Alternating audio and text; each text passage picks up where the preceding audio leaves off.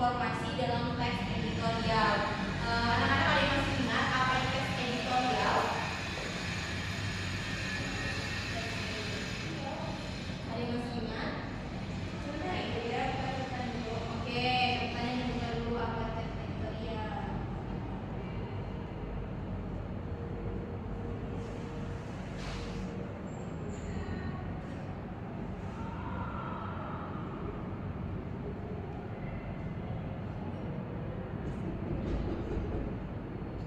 Ya, silakan. Waalaikumsalam. Oke, baik, silakan kita lihat. Baik, ibu, ya silakan Safira. Jadi, teks editorial adalah jenis teks yang berisi pendapat atau opini tentang suatu isu atau permasalahan aktual dengan tujuan mempengaruhi pembaca atau menyampaikan pandangan pribadi. Oke, baik, benar yang disampaikan oleh Safira mengenai teks editorial. Baik, di sini Ibu akan mengulangi kembali bahwa teks editorial itu adalah sebuah artikel yang berisi pandangan atau opini redaksi media massa terhadap suatu isu atau peristiwa terkini. Nah, editorial ini biasanya sering dimuat di kolom khusus surat kabar atau media online yang bertujuan untuk memberikan sudut pandang terhadap topik yang menjadi perhatian publik. Kemudian ada ciri-ciri dari teks editorial. Yang pertama itu adalah mengangkat isu aktual, yaitu membahas tentang peristiwa atau masalah yang sedang hangat dibicarakan oleh masyarakat. Pastinya kalian pernah kan dengar sebuah isu di televisi atau di sosial media? Itu adalah sebuah isu yang mungkin nantinya akan diangkat baik itu melalui televisi, koran, atau media sosial. Kemudian yang kedua, bersifat argumentatif, yaitu berisi opini atau pendapat yang didukung dengan fakta dan data.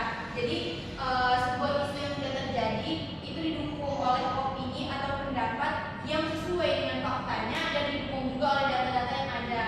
Kemudian yang ketiga, berstruktur jelas, artinya memiliki pembukaan, isi, dan penutup yang sistematis. Yang keempat, itu menggunakan bahasa formal, yaitu mengedepankan bahasa yang lugas, logis, dan formal. Kemudian yang terakhir, itu ada tujuan persuasif, yaitu mengajak pembaca untuk setuju terhadap opini yang disampaikan atau bertindak berdasarkan isi editorial.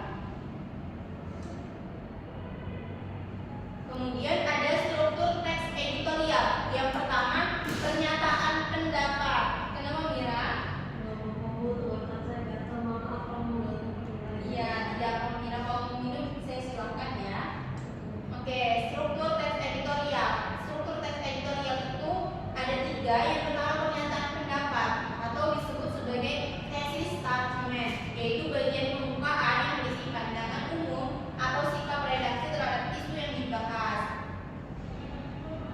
Kemudian yang kedua itu ada argumentasi, yaitu bagian isi yang membuat alasan, bukti, atau data yang mendukung opini redaksi. Kemudian yang terakhir itu ada penegasan ulang, yaitu bagian penutup yang menegaskan kembali pendapat redaksi disertai himbauan atau solusi untuk pembaca. Sampai sini paham? Ada yang ingin ditanyakan? Belum, Ibu. Oke, iya. Baik, selanjutnya ada langkah-langkah mengidentifikasi informasi dalam teks editorial. Yang itu ada 5. Yang pertama, kita itu harus membaca dulu teksnya dengan seksama, yaitu pahami isi teks untuk menemukan isu yang diangkat dan pendapat penulis. Jadi kalau misalkan kalian menemukan sebuah isu di media sosial, koran, atau di TV, itu kalian pahami dulu, jangan asal menangkap saja, belum baca sampai selesai baru awal sudah menangkap, oh ini negatif nih, oh ini positif nih. Tidak seperti itu ya. Jadi kalian harus memahami dulu sampai akhir, dibaca dulu yang benar, ditemukan dulu faktanya, datanya. Kemudian yang kedua, menentukan topik utama, cari tahu isu atau permasalahan utama yang menjadi fokus pembahasan itu apa gitu. Kemudian yang ketiga, mencari fakta pendukung, menemukan data atau bukti yang digunakan untuk mendukung opini dalam teks. Jadi kalau misalkan seperti yang tadi sudah Ibu sampaikan, kalau menemukan sebuah isu, kalian jangan membaca dari satu aja, jangan dari satu akun saja misalnya.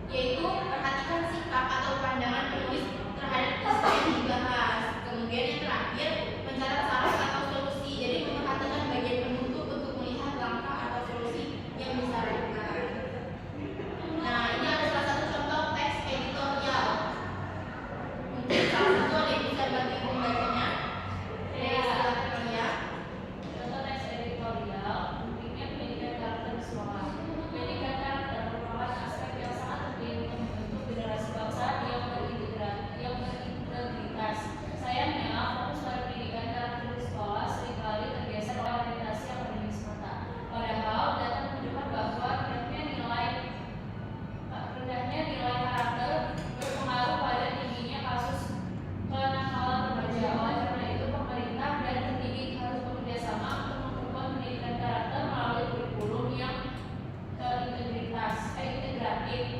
Raker ini penting untuk menciptakan generasi muda yang tidak hanya cerdas secara intelektual tetapi juga budi pekerti. Oke, baik. Sampai sini paham? Jadi itu adalah salah satu contoh teks editorial yang tadi sudah dibacakan oleh Alia. Kalau misalnya semuanya sudah paham, Ibu mau kalian membagi kelompok, oke? Kelompoknya dari ibu atau kamu? Kelompoknya dari Ibu saja ya. Terdiri atas dua kelompok, yaitu ada Alia dan Asifa, kemudian Mira dengan Safira. Mungkin bisa berhadapan-hadapan maksudnya. Oke. Saling berdiskusi. Ibu mau salah satu mencatat ya, salah satu masing-masing kelompoknya ada yang mencatat.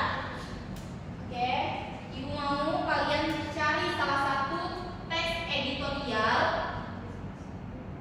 kemudian tentukan analisis teksnya, yaitu seperti informasi utama dari teksnya. Kemudian yang kedua fakta yang mendukung. Kedua fakta yang mendukung. Iya, fakta yang mendukung. Kemudian berikan perbedaan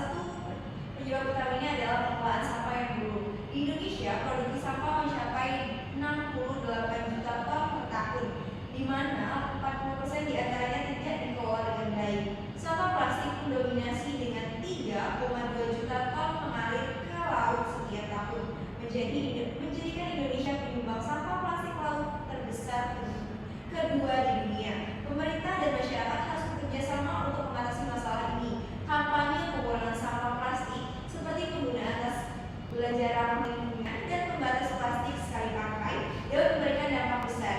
Sebagai contoh, kebijakan pembatasan plastik di Bali telah berhasil mengurangi penggunaan plastik sebesar 80% dalam 1 tahun. Langkah ini membuktikan bahwa upaya bersama dalam mengatasi krisis lingkungan. Analisis teksnya yang pertama, informasi utama yang disampaikan, pengelolaan sampah yang baik sangat penting untuk mengatasi krisis lingkungan dan kolaborasi antara pemerintah dan masyarakat adalah kuncinya. 2. Fakta yang mendukung. 1. Produksi sampah di Indonesia mencapai 68 juta ton per tahun dengan 40% tidak dikelola dengan baik. 3,2 juta ton sampah plastik mengalir ke laut setiap tahun. 3. Kebijakan pembatasan plastik di Bali mengurangi penggunaan plastik sebesar 80% dalam 1 tahun. Fakta dan opini. Faktanya 68 juta ton sampah diproduksi di Indonesia per tahun. 2. Bali berhasil mengurangi plastik sebesar 80%. Opininya, 1. Pengelolaan sampah yang buruk adalah penyebab utama krisis lingkungan. 2. Kolaborasi dengan masyarakat adalah solusi krisis lingkungan. 4. Data pendukung. 1. Produksi sampah 68 juta ton per tahun. 3,2 juta ton per tahun. Dan yang ketiga, keberhasilan Bali dalam membatasi penggunaan plastik. Terima kasih, Ibu. Oke, benar tadi yang sudah kita sampaikan oleh Mira mengenai peran mengatasi krisis lingkungan. Berarti lepas sampai sini kalian sudah memahami ya mengenai teks editorial, bagaimana cara menganalisisnya, membedakan antara ini. Oke, baik. Mungkin cukup pembelajaran kita pada hari ini sampai di sini. Ibu mungkin minta satu orang untuk dapat merefleksikan materi kita pada hari ini. Baik Bu, izin menyampaikan bahwa hari ini kita mendapatkan pembelajaran untuk teks editorial. Teks editorial ini adalah opini atau pandangan terhadap isu atau permasalahan yang aktual. Teks ini biasanya argumentatif, menggunakan fakta dan data yang diisi dengan opini, serta bertujuan untuk mempengaruhi pandangan pembaca. Oke, baik. Ada lagi yang mau? Cukup. Oke, berarti semuanya paham ya sampai di sini. Oke, baik. Mungkin cukup pembelajaran kita pada hari ini. Ibu mohon maaf apabila ada salah kata atau perbuatan. Ibu tutup. Assalamualaikum warahmatullahi wabarakatuh. Waalaikumsalam warahmatullahi wabarakatuh. Terima kasih Ibu. Baik, makasih kembali.